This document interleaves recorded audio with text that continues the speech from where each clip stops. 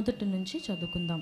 నా కుమారుడా, నీవు నా మాటలను అంగీకరించి నా ఆజ్ఞలను నీ యొద్ద దాచుకుని ఎడల, జ్ఞానమునకు నీ చెవియొగ్గి హృదయపూర్వకముగా వివేచన నభ్యసించిన ఎడల, తెలివికై మొరపెట్టిన ఎడల, వివేచనకై మనవి చేసిన ఎడల, వెండిని వెతికినట్లు దాన్ని వెతికిన ఎడల, దాచబడిన ధనమును వెతికినట్లు దాన్ని వెతికిన ఎడల, యెహోవా యందు భయభక్తులు కలిగి ఉండుట ఎట్టిదో నీవు గ్రహించెదవు.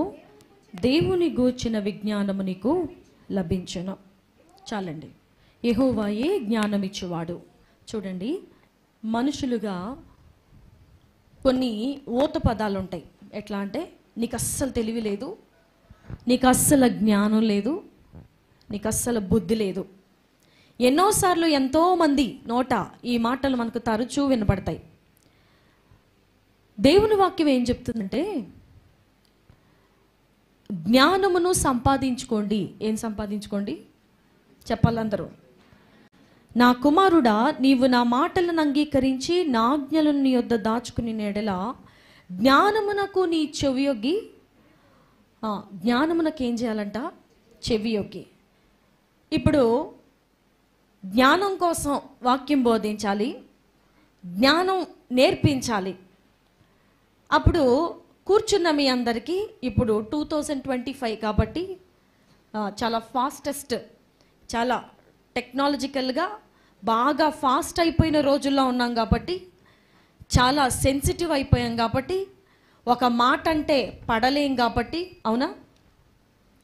ఒక గద్దింపు వస్తే తీసుకోలేం కాబట్టి, కాసేపు కన్నీటి ప్రార్థన చేయలేం కాబట్టి, ఎక్కువసేపు దేవుని సన్నిధిలో కూర్చుంటే బోర్ కొట్టేస్తుంది కాబట్టి, వాక్యం మొదలు పెట్టగానే బాబోయ్, వాక్యం ప్రారంభించగానే ఈయన పెద్ద దైవజనుడు కాదు, లేకపోతే ఈ వాక్యం చెప్పే ఈ సహోదరి పెద్ద ఫేమస్ అయిన వాళ్ళు కాదు అని అనుకుంటాం. కాబట్టి జ్ఞానం కోసం ఎవరైనా మనకి చెప్తే, అది ఇప్పుడు నేనంటే కొంచెం చదువుకున్నానులేండి, మరి 10th ఫెయిల్ కాదు, మరి అసలు చదువులేనటువంటి ఒక వ్యక్తిని దేవుడు సేవకు పిలిచి అభిషేకించి అనేక అద్భుతాలు ఆ వ్యక్తి ద్వారా చేయిస్తూ వాడుకుంటూ ఉంటే, పెద్ద సభలోనికి అట్టి వ్యక్తిని సహజంగా పిలవరు. ఒకవేళ పిలిచి ఆ వ్యక్తి నోట జ్ఞానము అనే వాక్యము, ఇలా ఉంటే జ్ఞానవంతులుగా ఉంటారు, ఇది జ్ఞానం, ఇలా మాట్లాడితే జ్ఞానం, ఇలా ప్రవర్తిస్తే జ్ఞానము, ఇలా జీవిస్తే జ్ఞానము, తెలివిగా ఉండటం అంటే ఇది అని ఆయన చెప్పారనుకోండి, చెప్తున్నారనుకోండి, అక్కడ కూర్చున్నటువంటి ఆ సభలో, వాక్యం వింటున్నటువంటి ఆ సభలో మారు మనసు పొందిన వారు, బాప్తిస్మం తీసుకున్నవారు, దేవుని రాజ్యమునకు సిద్ధపడుతున్నవారు, భక్తులము అని చెప్పుకుంటున్నవారు, రిట్రీట్లకు వచ్చుచున్నవారు, పరిచర్య చేస్తున్నవారు ఏమని తలుస్తారు?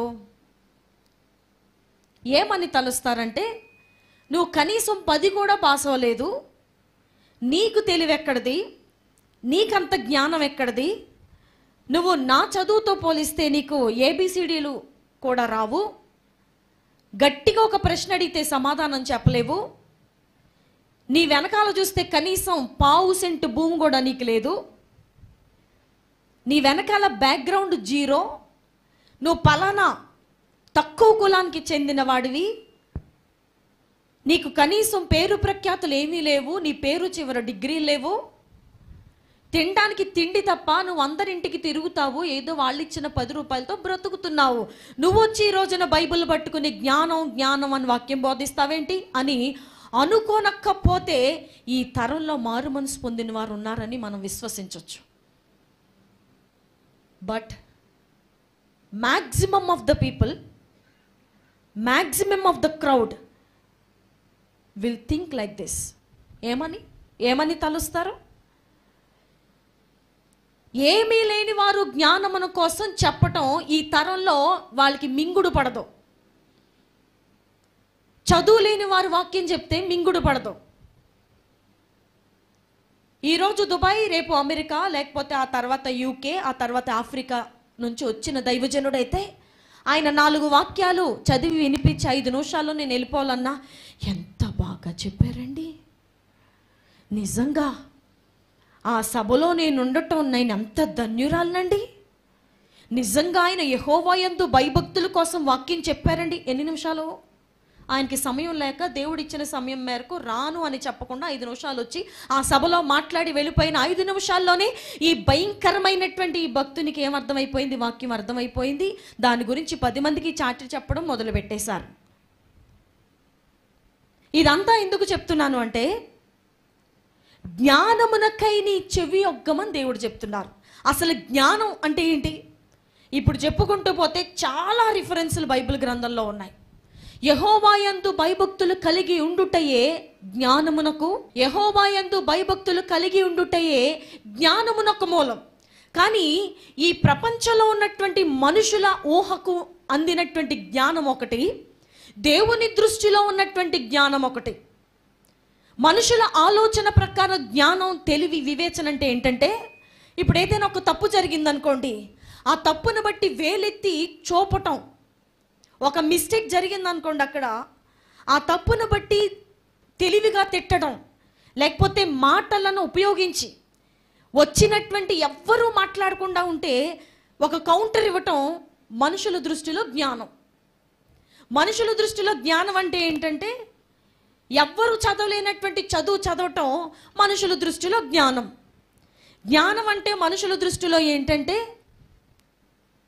ఎంతమంది చేసినా అది అవ్వట్లేదు, ఈ ఒక్క వ్యక్తి వెళ్ళంగానే అక్కడ పని జరిగిపోయింది, అది మనుషుల దృష్టిలో జ్ఞానం. చూసావా నేను ఎంత తెలివైన వ్యక్తినో? అసలు మాట్లాడుకుంటూ పోతే ప్రతి మనిషికి జ్ఞానం ఉంటుందండి. ఉంటుందా? ఉండదా? ప్రతి మనిషికి తెలివి ఉంది. ప్రతి మనిషి దగ్గర కొద్దో గొప్ప తెలివితేటలు ఉండబట్టే వస్త్రాన్ని సరిదిద్దుకుంటున్నాడు, బట్టలు వేసుకుంటున్నాడు, ఏదైనా కాలుతుంటే దాన్ని జాగ్రత్త పెట్టాలని తెలుస్తుంది, వర్షం వస్తుంది బట్టలు తీయాలని ఆలోచన పిచ్చి వాళ్ళకు వస్తుందా? మనుషులుగా జ్ఞానం ఉన్న వాళ్ళకు వస్తుందా? తెలివి ఉన్న ప్రతి ఒక్కరు గబగబా పైకి వెళ్ళి లేకపోతే కింద ఎక్కడో ఉన్న బట్టను తీసుకొచ్చి లోపలేస్తారు. తెలివి ఉంటేనా చేస్తారు, లేకపోతే లేదు కదండి. మరి ఇప్పుడు దేవుని వాక్యం ఇంత ప్రత్యేకంగా, ఇంత స్పెషల్గా సామెతల గ్రంథంలోనేంటి, ఇంకా కొన్ని పుస్తకాలలోనేంటి, కీర్తనల్లోనేంటి, అసలు జ్ఞానం అనే మాటను అన్నిసార్లు ప్రస్తావించి, అన్ని వాక్యములలో ప్రస్తావించి, దానియేలు గ్రంథంలో ఇంకా అన్ని రకాల గ్రంథాలలో ప్రస్తావించి దేవుని జ్ఞానము కలిగిన మనుషుడు అని ప్రత్యేకంగా లిఖించడాన్ని బట్టి అసలు ఆ జ్ఞానానికి ఉన్నటువంటి ప్రాముఖ్యత ఏంటంటారో?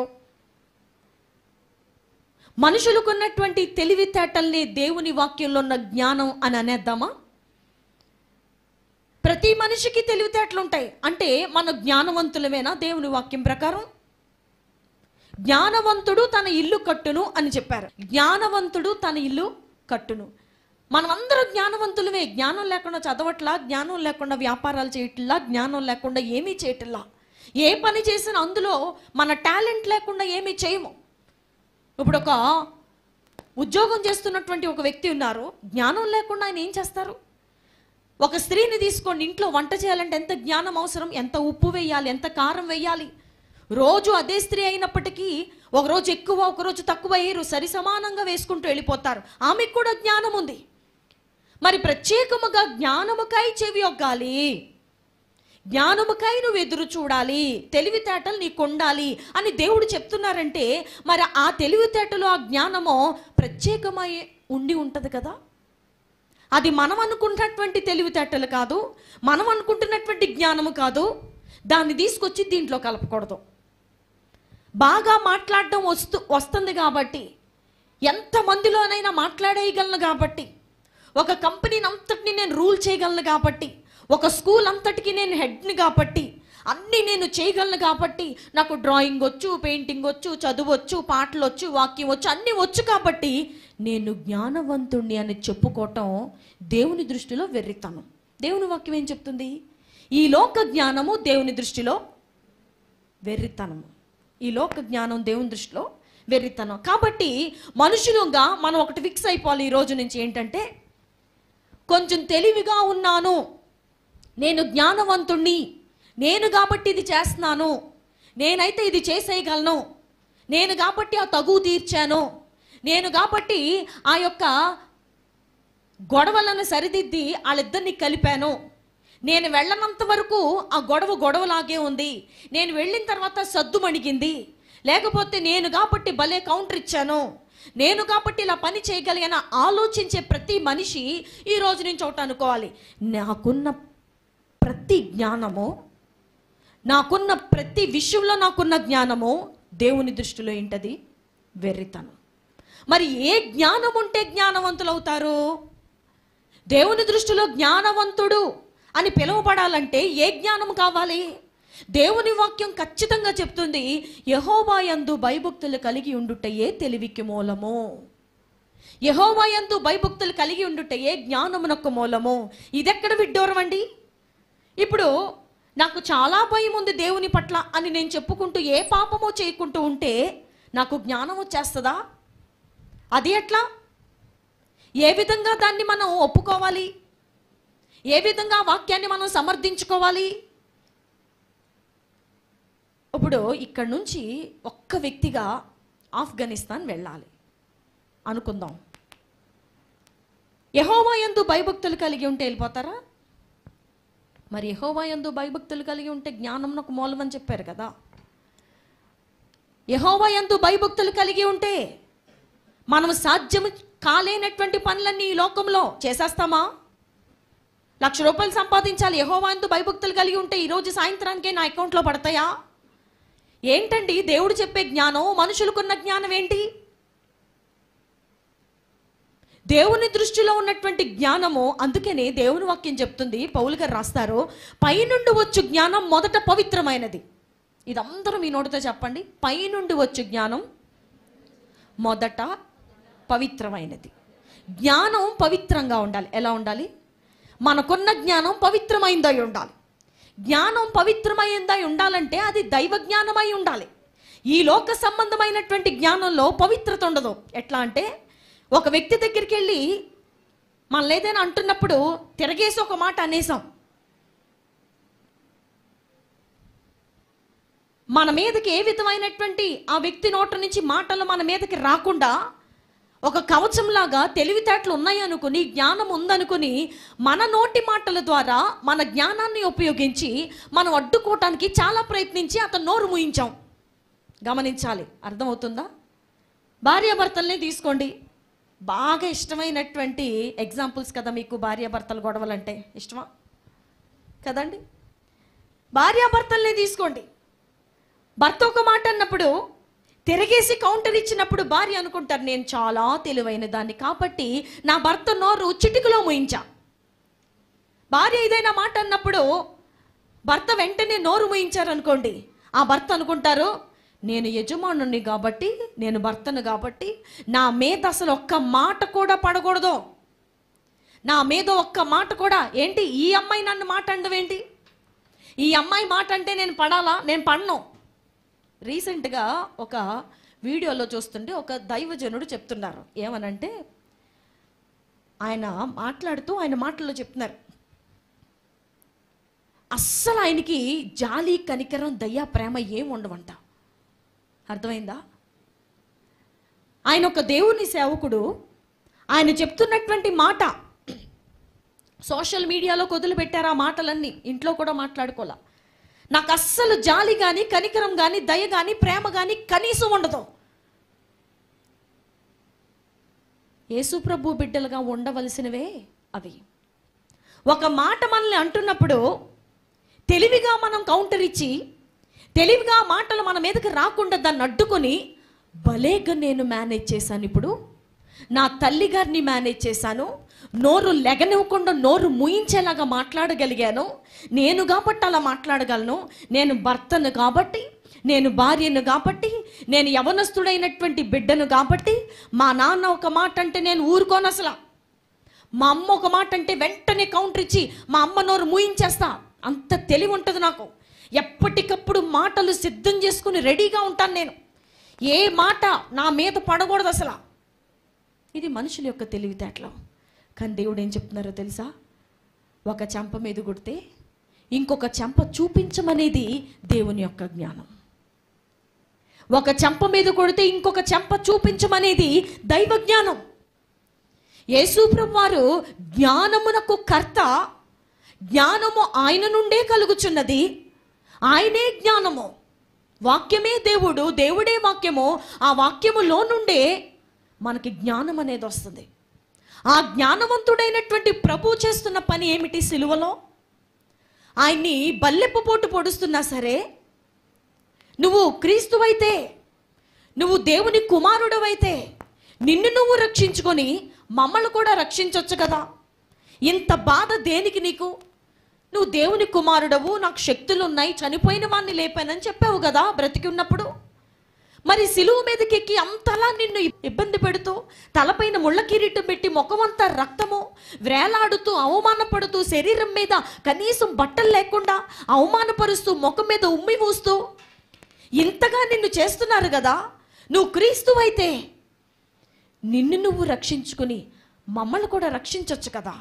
ఈ తిప్పలన్నీ దేనికి అని చుట్టూ ఉన్నటువంటి మనిషి జ్ఞానం అడుగుతుంది. మనిషి జ్ఞానం ఎలా ఉందో చూసారా? మనిషి జ్ఞానం అయితే ఏం చెప్పుద్దంటే, నిజమే కదా, నాకు ఈ తిప్పలు ఎందుకు, నాకు ఇన్ని శక్తులు ఉన్నాయి కదా, ఇప్పుడే కళ్ళు మూసుకొని యేసు నామంలో, లేకపోతే నా తండ్రి అయిన దేవుని నామంలో ఇప్పుడే ఒక అద్భుతము జరుగునుగా కానీ నేను చెప్పేస్తే యేసు ప్రభు వారి చేతుల్లో ఉన్న మేకులు ఊడిపోతాయి. ఆయన మామూలు మనిషి అయిపోయి కిందకు వచ్చేస్తారు. అంత శక్తి ప్రభువుకు ఉంది. ఆయన అలా చేయగలరు. కానీ మనిషి జ్ఞానము ఏ లెవెల్ వరకు ఆలోచిస్తుంది? ఆ శ్రమను తప్పించడానికి, ప్రభువారి యొక్క మరణమును ఆపటానికి పని చేస్తుంది మనిషి యొక్క జ్ఞానము. తోలనాడేది మనిషి యొక్క జ్ఞానం. దైవ కుమారునిగా అర్థం చేసుకోకుండా హేళన చేసేది మనిషి యొక్క జ్ఞానము. కానీ దేవుని జ్ఞానము, పైనుండి వచ్చి జ్ఞానము, జ్ఞానమైనటువంటి ఆ దేవుడు సిలువలో చేతగాని వ్యక్తిలాగే కనపడ్డారు. కొద్దిసేపు ఏమీ చేతగాట్లేదు నాకు, వీళ్ళు నన్ను చంపేస్తుంటే నేనేం చేయలేకపోయాను అన్నట్టుగానే కనపడ్డది దేవుని యొక్క జ్ఞానం. దీన్ని బట్టి మనం ఏం నేర్చుకోవాలండి? చేతగాని వ్యక్తిలాగా ఇంట్లో ఉండటమే దేవుని జ్ఞానం. చాలామంది ఇళ్లల్లో గట్టిగా పోట్లాడుకోరేమో కానీ వినాలి, చాలామంది ఇళ్లలో గట్టిగా పోట్లాడుకోరేమో లోకస్తుల వలె, కానీ మాటల చేత యుద్ధాలు జరుగుతున్నాయి. క్రైస్తవుల గృహాల్లో కౌంటర్లు, మాటలనే కౌంటర్ల ద్వారా ప్రతి ఒక్కరూ పక్కవారి నోరు మూయించే ప్రక్రియ క్రైస్తవుల గృహాలలో జరుగుతుంది. జరగట్లేదు అని ఎవ్వరూ చెప్పజాలరు. Everyone will defend himself. ప్రతి ఒక్కరు తన్ను తాను, ఎవ్వరు మాట అనకుండా, ఏంటి ఎవరు? క్రైస్తవుడు, దేవుని బిడ్డ, జ్ఞానము కలిగిన బిడ్డ, దైవ జ్ఞానము కొరకు మందిరానికి వస్తున్న బిడ్డ, యేసు ప్రభువాన్ని ఇష్టపడుతున్న బిడ్డ, దేవుని రాజ్యము కొరకు ప్రయాసపడుతున్న ఈ బిడ్డ, ఈ వ్యక్తి ఎదిరించి మాట్లాడి తనకున్నటువంటి లోక సంబంధమైనటువంటి జ్ఞానాన్ని ఉపయోగించి నేను భలేగా మాట్లాడేశాను. ఇప్పుడు పక్క వాళ్ళు నోరు తెరిచిన నేమనక నేను ముందే నోరు మూయించేసా, అది నా జ్ఞానం. ప్రతి మనిషి అనుకుంటాడండి. ప్రతి ఒక్కరూ కూడా ఈ విధంగా ప్రవర్తిస్తూనే ఉంటారు. జ్ఞానమునకై నువ్వు చెవియొగ్గాలి. యెహోవా యందు భయభక్తులు కలిగి ఉన్నప్పుడు అలాగూ మనల్ని మనం డిఫెండ్ చేసుకోవడానికి ప్రయత్నించాం. చేతగాని వ్యక్తి వలె దావీదు అంటారు, నా శత్రువులు నన్ను తిడుతున్నప్పుడు నేను చెవిటి వ్యక్తి వలె ఉన్నాను, మోగ వ్యక్తి వలె నేను మాట్లాడలేకపోయాను. దావీదు చెవిటోడు కాదే, దావీదు మోగ వ్యక్తి కాదే. ఆయనకి చెవులు బాగానే పనిచేస్తున్నాయి, నోరు కూడా బాగానే పనిచేస్తుంది. మరి చెవిటి వాడిని ఎందుకు అన్నారు అంటే, అలాంటి వ్యతిరేకమైన మాటలు, తిడుతున్న మాటలు, హేళన చేస్తున్న మాటలు, బాగా బాధ పెడుతున్నటువంటి మాటలు చెవిని పడినప్పుడు చెవిటి వ్యక్తిగా మారిపోయారంట ఆయన. చెవిటి వ్యక్తికి ఎన్ని సౌండ్లైనా వినపడతాయా? వినపడవు. కాబట్టి ఏ విధంగా రెస్పాండ్ అవ్వడం, రియాక్ట్ అవ్వడం. తిట్టినా తనకు తెలియదు, రియాక్ట్ అయ్యి తిరిగి తిట్టడానికి ఇష్టపడడు, ఎందుకంటే వినపడదు. అలాగున దేవుని జ్ఞానం కలిగిన వారు చేయగలుగుతారు, దైవ జ్ఞానం కలిగిన వారు చేయగలుగుతారండి. ఈ రిట్రీట్లో మనము అలాగున మార్పు చెందాలి. ఈ లోక సంబంధమైన జ్ఞానమేమో మాటకు మాట నీ మీద అజమాయిషి చేయనిస్తావేంటి? అణిచిపెట్టేసేయ్, కాలు కిందేసి తొక్కేయ్. భర్త ఎప్పుడు భర్తే, భార్య ఎప్పుడు వంటగదిలో పని మనిషి. మనిషి యొక్క జ్ఞానము మనిషి విలువను తెలుసుకోనకుండా చేస్తుంది. దేవుని జ్ఞానము పక్కనే ఒక గజ దొంగను వేలాడేస్తే, అందరి ఇళ్ళు దోచుకొని అనేక రకాల దొంగతనాలు చేస్తూ మనుషులందరినీ ఏడ్పించి అనేకుల చేత తిట్టబడి అనేకుల చేత దూషించబడి అనేక సార్లు జైల్లోకి వెళ్ళి ఇక ఈడుకు జైలు వేసినా సరే మారట్లేదని చెప్పి సిలువు శిక్ష విధించే అంత దుర్మార్గమైనటువంటి మనుషుడు పక్కనున్నా దైవజ్ఞానం అంటుంది, నేడు నీవు నాతో కూడా పరదేశంలో ఉంటావు. మనిషి జ్ఞానమేమో మాటకు మాట చెప్పి నోరు మూయించే. మీ అత్తగారు నిన్ను మాట అంటే ఊరుకోకో, మీ మామగారు నిన్నొక మాట అంటే ఊరుకోకో, నీ భర్త నిన్నొక మాట అంటే ఊరుకోకో, నీ తల్లిదండ్రులు నిన్నొక మాట అంటే ఊరుకోకో. నువ్వు ఇదివరకట్లాగా చిన్నపిల్లవాడువేం కాదు, చిన్నపిల్లవేం కాదు. తిట్టేయి, నోరు మూయించేయి. నీ కోపం ఎంత లెవెల్లో ఉందో అంత లెవెల్లో నీ మాటల ద్వారా బయటకు వ్యక్తము చేసే. మనిషి యొక్క జ్ఞానము అలాగూ చేపిస్తుంది ఈ రోజుకి కూడా మీ గృహాల్లో, మన గృహాల్లో. కాదని ఎవరూ చెప్పలేరండి. ఇంట్లోనే కాదు, బయట కూడా ఎవరేం మాట అన్నా మేము పడవండి. మనిషి జ్ఞానం ఎలా తయారైందో చూడండి. అందుకనే దేవుని దృష్టిలో వెర్రితనం ఇది. మనిషి జ్ఞానము దేవుని దృష్టిలో వెర్రితనం. దేవుని వాక్యం ఏం చెప్తుంది? భర్త భార్యను ప్రేమించాలి, నిజమే. భార్య భర్తకు భయపడాలి, రెండూ నిజమే. కానీ వీళ్ళిద్దరు మొదట దేవునికి భయపడాలి. ఎవరికి భయపడాలి? వినాలి, భార్య భర్తలు అందరూ వినాలి. వీళ్ళిద్దరు మొదట దేవునికి భయపడాలి.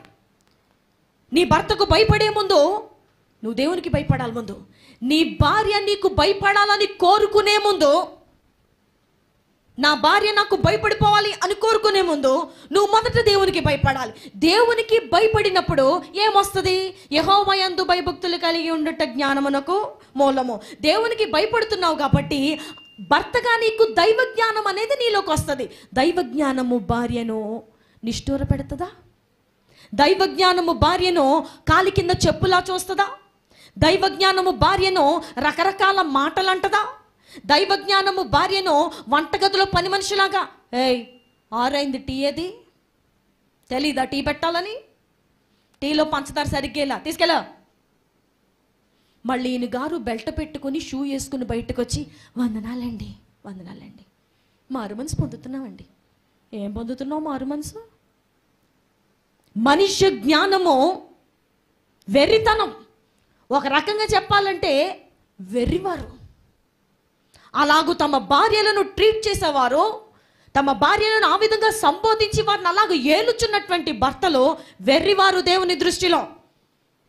ఎందుకంటే దైవ జ్ఞానము వారికి బుర్రల్లో లేదు. దేవుని భయము లేని చోట దేవుని జ్ఞానం ఉండదు. ఈ లోక సంబంధమైన వెర్రితనం అనే జ్ఞానం ఉంటుంది. దుర్భాషలాడటం, వారిని బట్టి అనేకులకి చెడుగా చెప్పటం. మంచోడు కాదండి, అస్సలు ఎంత దుర్మార్గుడు నన్ను అనవసరంగా చేసుకున్నానండి. వారి గురించి దుర్భాషలాడటం, వారి గురించి వ్యతిరేకంగా అనేకులకి చెప్పటం. భార్య అంటే భార్యే, ఇవేం చదువుకోలేదు కాబట్టి వినాలందరూ. ఇవేం చదువుకోలేదు కాబట్టి, చూడ్డానికి అందంగా లేదు కాబట్టి ఈమెకు నేను లోబడను. దేవుని భయము కలిగిన ప్రతి భర్త తన భార్యకు లోబడతారు. వాక్యాన్ని వ్యతిరేకంగా చెప్తున్నాను అనుకోవద్దు. భర్తలకు భార్యలు లోబడాలి, నిజమే. వాక్యం చెప్పింది, అది దేవుని వాక్యం చెప్తుంది. కానీ భర్త కూడా తన భార్యకి ఏం చేయాలి? లోబడాలి. భర్త కూడా తన భార్యకు లోబడాలి. దేవుడు ఎక్కడ లోబడమని చెప్పకుండా ఏమీ లేరు. దేవుడు ఏం చెప్తున్నారండి? శారాకి ఏం చెప్పారు? అబ్రహాముకి, అబ్రహామా నీ భార్య అయిన శారా చెప్పు ప్రతి విషయంలో కూడా ఆమె మాట వినుము. చెప్పింది ఎవరు? చెప్పింది ఏమన్నా ఒక దారిని పోయే ఒక అనామకుడైన వ్యక్తి? లేదు. సర్వశక్తిమంతుడైన దేవుడు, జ్ఞానమై ఉన్న దేవుడు, జ్ఞానమునకే మూలమై ఉన్నటువంటి ఆ మహారాజు చెప్తున్న మాట, అబ్రహామా నువ్వు కొన్నిసార్లు తడబడతావు, నీ భార్య చెప్పు ప్రతి మాటలో విను. ప్రతి విషయంలో, ఎన్ని విషయాల్లో? ప్రతి విషయంలో కూడా ఆమె మాట విను. ఈ రోజున తమ భార్యల మాట అంటే భర్తలకి ఎంత చిన్న చూపండి. క్రైస్తవ కుటుంబాల్లోనికి వెళ్ళి చూస్తే ఇది అని సంబోధించే భర్తలు కొంతమంది తయారయ్యారు. ఇది, ఆ భార్యను పట్టుకుని ఇది దానికి చెప్పారా? ఎవరికి? దానికి అంటే భార్యకి ఇది, దాన్ని రమ్మనండి. దైవ జ్ఞానము సంబోధించే విషయంలో కూడా యేసుప్రభు స్త్రీలను ఏ విధంగా సంబోధించారు? నిద్రపోతున్న వాళ్ళు ఒకసారి చెప్పండి. ఎట్లా నిద్ర వస్తుందండి? అసలు వర్షం పడి చల్లగా ఉందా? కంటి మీద కునుకుపాటు రేయింబగళ్ళు ప్రార్థన చేసి చేసి అలసిపోయిన సంగమా, యేసుప్రభు వారు స్త్రీలను ఏ విధంగా సంబోధించారండి? అమ్మా, ఏ విధంగా సంబోధించారు? అమ్మా, అమ్మా నా వల్ల నీకేం కావాలి? అమ్మా నీ విశ్వాసము గొప్పది. అమ్మా ఎందుకు ఏడ్చుచున్నావు? ఏమే ఎందుకు ఏడ్చుచున్నావు అన్నారా? ఏయ్ ఇట్రా అన్నారా? దాన్ని ఇటు తీసుకురండి అన్నారా? పాపములో పట్టబడిన స్త్రీ అక్కడ కొట్టబడి ఏడుస్తూ ఉన్నప్పుడు ఏయ్ ఇట్రావే అన్నారా? ఈ రోజున కొంతమంది మారు మనసు పొందినటువంటి భర్తలు తమ భార్యలను సంబోధించే విషయంలో కూడా దేవుని జ్ఞానము లేకనే జీవించుచున్నారు. ఆ విషయంలో మారు మనసు పొందాలి. రిట్రీట్లో మనం భర్తలను పిలిచే విషయంలో ఓయ్ ఇట్రా, ఏంటువు? క్రైస్తవ ఇళ్లల్లో ఉండే పిలుపులండి. నవ్వుతున్నారు ఎందుకు? క్రైస్తవుల కుటుంబాలలో వినపడే పిలుపులు ఇవి.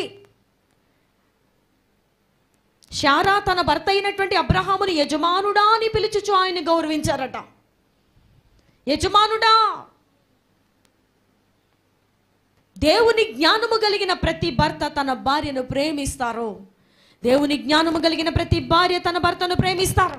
దేవుని జ్ఞానము కలిగిన ప్రతి విశ్వాసి, సంఘములో ఉన్న ప్రతి విశ్వాసిని, తోటి విశ్వాసులను ప్రేమిస్తారు. మాట అంటే పడకుండా రయ్యమని లేచిపోయేటట్టు ఉన్నది నీ జ్ఞానం, వెర్రితనం.